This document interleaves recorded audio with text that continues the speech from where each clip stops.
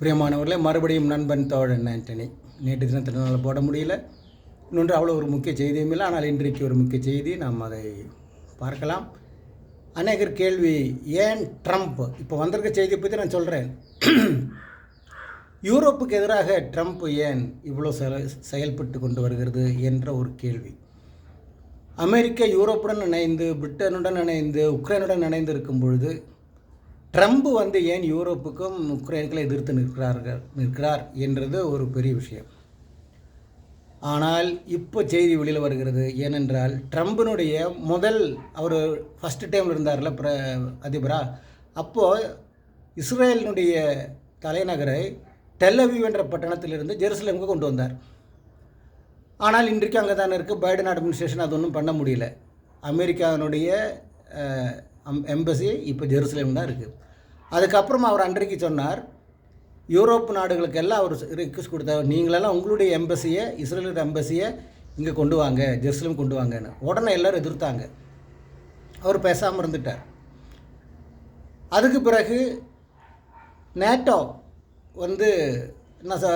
இஸ்ரேலுக்கு சப்போர்ட் பண்ணன்ற அந்த விஷயம் வரும்பொழுது அவங்க பண்ணாமல் இருந்தாங்க. இஸ்ரேல் நேட்டோவில் கிடையாது, இருந்தாலும் ஆயுதங்கள் விஷயத்தில் அவங்க பண்ணாமல் இருந்தாங்க. அதுக்கு பிறகு யூஎனில் அவர் இதுக்கு முன்னாடி இருந்த டைமில் ஒரு விஷயத்தை சொன்னார்.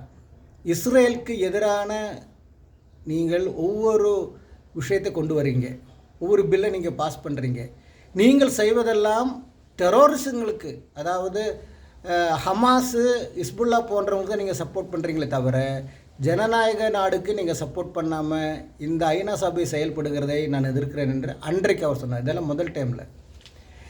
ரெண்டாவது முறை அவர் வருவார் என்று யாரும் எதிர்பார்க்கவில்லை. ரெண்டாவது முறை வந்த உடனே அன்றைக்கு அவர் அனுபவித்ததுக்கு இப்போ பதிலடி கொடுக்குறார். நாங்கள் ஏன் நேட்டோவுக்கும் அதிகமாக செலவு பண்ணணும்? நேட்டோ என்பது யூரோப் நாடே பாதுகாக்கக்கூடியது. நீங்கள் பார்த்துட்ருங்க, நாங்கள் எங்களுடைய ஜனங்களுடைய வரி பணத்தை உங்களுக்கு செலவு பண்ணணும். இதான ட்ரம்பினுடைய கேள்வி. அப்போ அமெரிக்கர்கள் அதுக்கு வாய் திறக்கல. ஆமாம், ட்ரம்ப் சொல்கிறது கரெக்டு தான். ஒன்று. ரெண்டாவது, நாங்கள் எதுக்கு யூஎனில் இருக்கணும்? யூஎன் ஹமாஸு, ஹிஸ்புல்லா, ஹூத்தி போன்ற எல்லா தீவிரவாத கூட்டத்தையும் சப்போர்ட் பண்ணுறதாங்க. அந்த நாடுகளே சப்போர்ட் பண்ணுறாங்க. ஈரான் உலகத்துக்கு தெரிஞ்சு சப்போர்ட் பண்ணுறாங்க, ஹமாஸு, ஹிஸ்புல்லாக்கு எல்லாம். அந்த ஈரானையும் யூஎன் சப்போர்ட் பண்ணுறாங்க. ஆனால் அது எதிர்த்து நிற்கின்ற இஸ்ரேலுக்கு அவங்களை எதிர்த்து நிற்காமல் வாழ முடியாது.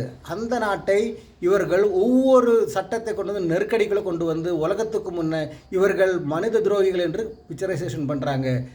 அதனால் யூஎன் தேவையில்லை என்றது மாதிரி அவர் பேசி கொண்டு வருகிறார். எந்நேரமும் நேட்டோலேருந்து வெளியில் வருவேன்னு சொல்லிகிட்டு இருக்கிறார். இதுதாங்க விஷயம். ஆனால் முன்ன நடக்க போகிற விஷயம், ஒருவேளை இப்படி நடக்கலாம், எல்லா யூரோப்பு நாடுகளும் தங்களுடைய எம்பசியை, இஸ்ரேலில் இருக்கிற எம்பசியை டெல் அவீவிலிருந்து ஜெருசலேமுக்கு மாற்றக்கூடிய ஒரு வழி உண்டாகும். மாற்றுவார்கள். அதுக்கு பிறகு ட்ரம்ப் சொல்கிறதெல்லாம் அவர்கள் அங்கீகரிப்பார்கள். ஒருபொழுதும் யூஎன் இனிமேல் ஹிஸ்புல்லா, ஹமாஸ், ஹூத்தி போன்ற இந்த டெரரிஸ்ட் கூட்டத்தை ஆதரிக்காமல் இருக்குமானால் யூஎன்குள் மறுபடியும் அமெரிக்கா இருக்கும், இல்லைன்னா வெளியேறும். இதுதான் உலகம் அமெரிக்காவை உற்று நோக்கி கொண்டிருக்கிறது. பிரியமானவர்களை, இதை நாம் புரிந்து கொள்ள வேண்டும். சரி, அடுத்த விஷயம்.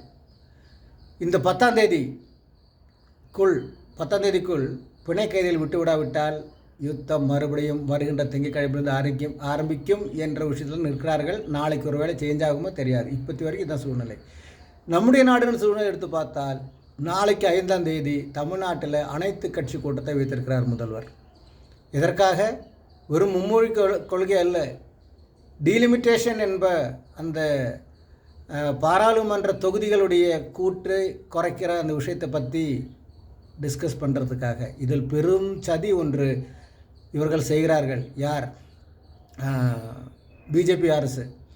மக்கள் தொகையின்படி நமக்கு இப்போ 70 இருக்கின்ற மக்கள் தொகையில் இப்போது அதன்படி இருக்கின்ற இப்போ 39ன்றது ஒரு 41 42 வரலாம், இல்லைன்னு சொல்ல வரல.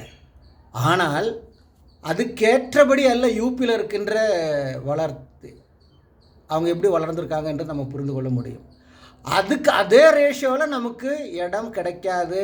நாம் பாராளுமன்றத்தில் கெதியற்றவர்களாக இருக்கக்கூடிய ஒரு சூழல் உண்டாகும். தென்னிந்தியர்கள் வெறும் கவு பெல்ட்டு இல்லைன்னா ஹிந்தி பெல்ட்டுன்னு சொல்லக்கூடிய 5 மாநிலங்களுடைய சீட்டை வைத்து அவங்களால ஜெயிக்க முடியும். அங்கு ஜெயிப்பார்கள், அதுக்கு வேண்டிய கோல்மால்லாம் பண்ணுவார்கள். சவுத்தை அவங்க கவனிக்கவே மாட்டாங்க. இதை எதிர்த்து போராட வேண்டியது இல்லைன்னா சவுத்து பிரியணுங்க. அதை நாங்கள் சொல்ல வரேன். மறுபடியும் நான் சொல்லிக்கிட்டே வரேன். மக்கள் கலவரத்துக்குள் இறங்கணும். இந்த பிஜேபி அரசுக்கு ஒரு பாடத்தை புகட்ட வேண்டும். மறுபடியும் நாளைக்கு இன்னொரு தகவலுடன் சந்திக்கிறேன். நன்றி, வணக்கம்.